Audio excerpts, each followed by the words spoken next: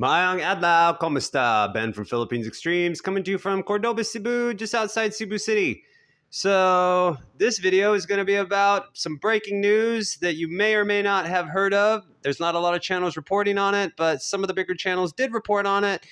Our old buddy World Zoom, Paul David Cardwell, was arrested yesterday and is currently sitting in the Bureau of Immigration jail awaiting deportation.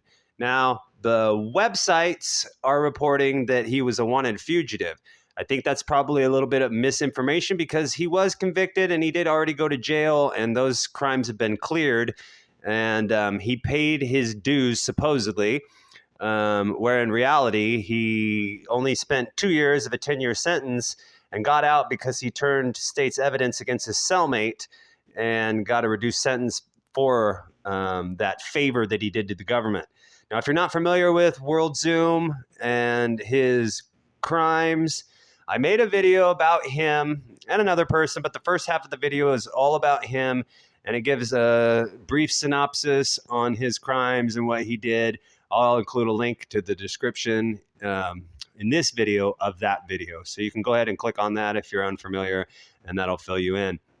But basically, he is in the jail in the Bureau of Immigration, and he will be sitting there until they get around to deporting him. And that can be a lengthy process. I know one famous case where a guy, a notorious old vlogger, Barry Jordan, got busted and is still sitting there and hasn't been deported yet, but he's awaiting deportation, and it's been months and months and months.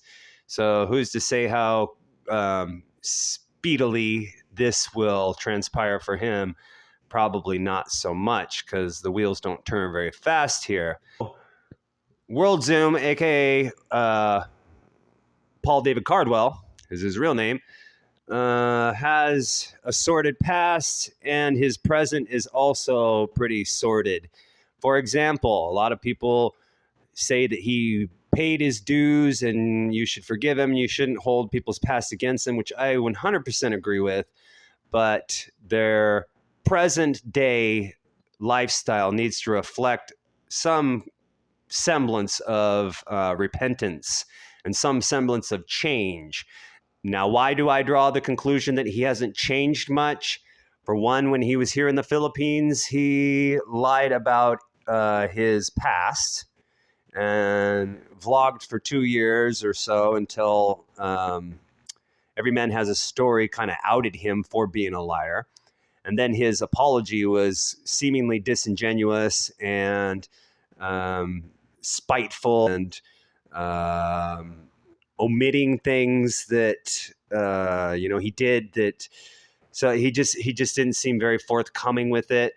And then he was suddenly vlogging from a place where all the decor and the views around were obviously not the Philippines, and people were calling him out on that, and he was pretty much just ignoring that. And for 2 months, he just kept making videos from the same location with the background behind him of, all kinds of United States type of decor. And after vlogging for a couple of months, he suddenly made a video that he was back in the United States, vlogging from that same exact location with the same exact decor behind him. So for 2 months, he was basically lying to his viewers or just not telling his viewers that he had even returned back to the States, and then vlogged a video kind of announcing that he was back that he just arrived back in the States. So that is just shadiness, and that's, to me, just a sign that he's still unrepentive and still perpetuating, his past. And, deporting a guy like that is probably a good thing that the Philippines is doing, because somebody with a past like that has the potential to take advantage of others. And while he, what people don't know maybe is that he was vlogging from the States saying that he was going to return, which he eventually did about 2 or 3 weeks ago, or almost a month now, I think. He returned back here, and he was somehow buying a condominium.